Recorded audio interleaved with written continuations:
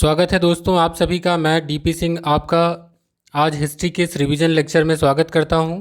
जब आपकी परीक्षा नज़दीक होती है ऐसे समय हम आपको चाहिए होता है एक रिवीजन लेक्चर। तो अब हम यहां कॉन्सेप्ट की नहीं एक रिवीजन की बात करेंगे। कंटेंट टॉपिक है तो हम लोग स्लाइड के माध्यम से देखेंगे गवर्नर जनरल एवं उनके कार्य। बिना समय नष्ट किए आइए देखते हैं पहले गवर्नर जनरल हैं बंगाल के उनको। वॉरेन हेस्टिंग्स का कार्यकाल 1772 से 1785 तक है। इनसे संबंधित प्रावधान जो है ये उनके बारे में देखते हैं। भारत का पहला बंगाल गवर्नर जनरल कौन था? Warren Hasting.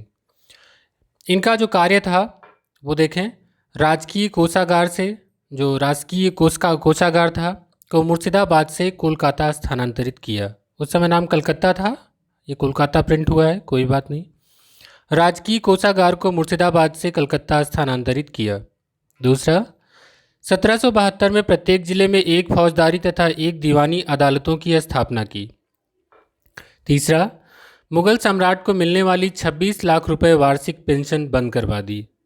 चौथा कार्य, बंगाली ब्राह्मण नंद कुमार पर झूठे मुकदमे का आरोप लगाकर फांसी की सजा दिलवाई। और वॉरेन हेस्टिंग्स एक ऐसे एकमात्र गवर्नर जनरल हैं जिन पर इंग्लैंड के हाउस ऑफ कॉमन्स में महाभियोग चलाया गया।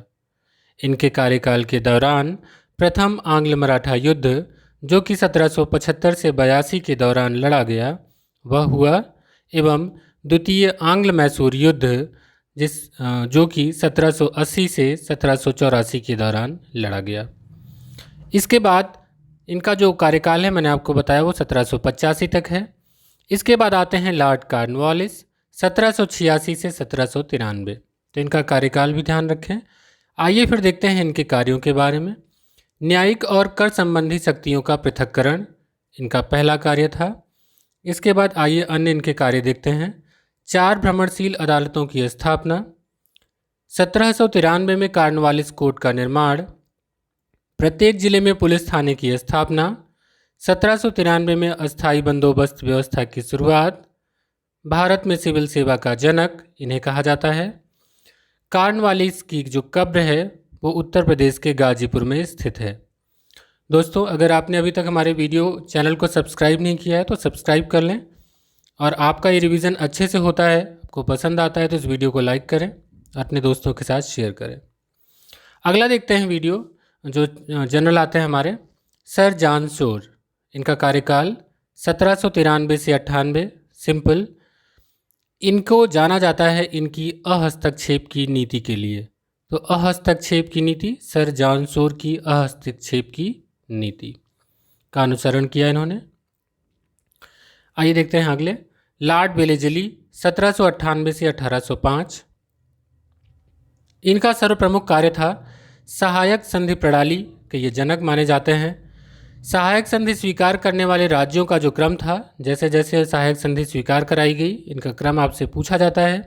तो 1798 में हैदराबाद, 1799 में मैसूर, 1799 में ही तंजौर, 1801 में अवध, 1801 में पेशवा, 1803 में बरार एवं भोसले एवं 1804 में सिंधिया ने सहायक संधि स्वीकार की।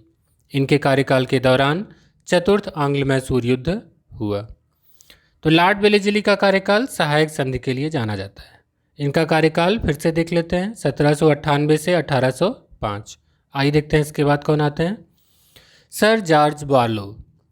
इनका कार्यकाल है 1805 से 1807। इनके समय की प्रमुख घटना 1806 में वेल्लोर में सिपाही विद्रोह होता है। आइए देखते हैं इसके बाद लॉर्ड मिंटो प्रथम 1807 से 1813। इनके कार्यकाल के दौरान रणजीत सिंह के साथ अमृतसर की संधि हुई 1809 में। 1813 का चार्टर एक्ट। दोस्तों मैं आपको ये केवल रिवीजन के लिए ऐसे मैं कंटेंट पढ़ रहा हूँ।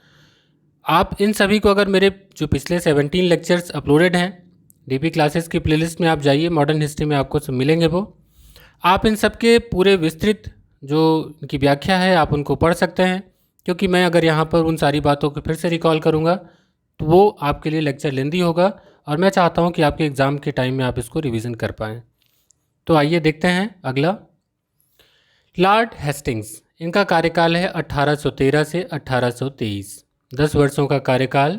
इनके समय की प्रमुख घटना देखते हैं। आंग्ल नेपाल युद्ध, इसके तहत 1816 में संगौली की संधि हुई, जिसके जरिए इसका युद्ध का अंत हुआ। यही एक ऐसे गवर्नर जनरल हैं जिन्होंने मराठा शक्ति को अंतिम रूप से समाप्त किया और पिंडारियों का दमन किया। आप देखेंगे मराठा का जो लेक्चर है वो हमने 3 लेक्चर्स में अपलोड किया है, आप उनको देखिए, इन सब को आप विस्तृत रूप में वहाँ समझ पाएंगे। अगले जो गवर्नर जनरल हैं उनको देखते हैं, लॉर्ड एमहर्स्ट। इनका कार्यकाल 1823 से 1828। इनके समय की प्रमुख घटना, प्रथम आंग्ल बर्मा युद्ध 1824 से 1826 के दौरान जो लड़ा गया वो इनके कार्यकाल के दौरान ही था। इनके समय में बैरकपुर विद्रोह होता है 1824 में, और अंग्रेज एवं बर्मा के बीच में कियांडबू की संधि होती है, जिसको आप भारत की विदेश नीति, ब्रिटिश कालीन भारत की विदेश नीति जो लेक्चर है हमारा, उसको आप देख सकते हैं। अगर आपको हमारे वीडियोस ढूंढने में कोई दिक्कत है तो आप इस वीडियो के डिस्क्रिप्शन बॉक्स में विजिट करें, वहाँ पर आपको सारे जो सब्जेक्ट हैं उनकी प्लेलिस्ट की लिंक मिल जाएगी। आइए अगले देखते हैं, लॉर्ड विलियम बेंटिक। इनका कार्यकाल है 1828 से 1835 तक। बहुत ही महत्वपूर्ण, हमेशा पूछा जाने वाला। इनका समय देखते हैं, 1833 का चार्टर एक्ट जो आता है उसके तहत ये भारत के पहले गवर्नर जनरल बनाए जाते हैं। इनके प्रमुख कार्य थे, 1829 में इन्होंने सती प्रथा पर रोक लगा दी। 1830 में इन्होंने ठगी प्रथा की समाप्ति की, कर्नल स्लीमन की सहायता से ठगी प्रथा की समाप्ति। 1835 में कोलकाता में मेडिकल कॉलेज की स्थापना की। इनके द्वारा शिशु बालिका की हत्या पर प्रतिबंध लगाया गया, और इनके समय में ही शिक्षा के संबंध में आंग्ल प्राच्य विवाद हुआ, तो इसको भी आप हमारे लेक्चर्स में पढ़ सकते हैं। चार्ल्स मेटकाफ 1835 से 1836। इनके लिए एक वर्ड यूज़ होता है, किसे भारतीय प्रेस का मुक्तिदाता कहा जाता है, तो वो है चार्ल्स मेटकाफ। अगला देखते हैं, लॉर्ड ऑकलैंड 1836 से 1842। इनके दौरान प्रथम आंग्ल अफगान युद्ध हुए, जिनका समय था 1839 से 42। आइए आगे देखते हैं।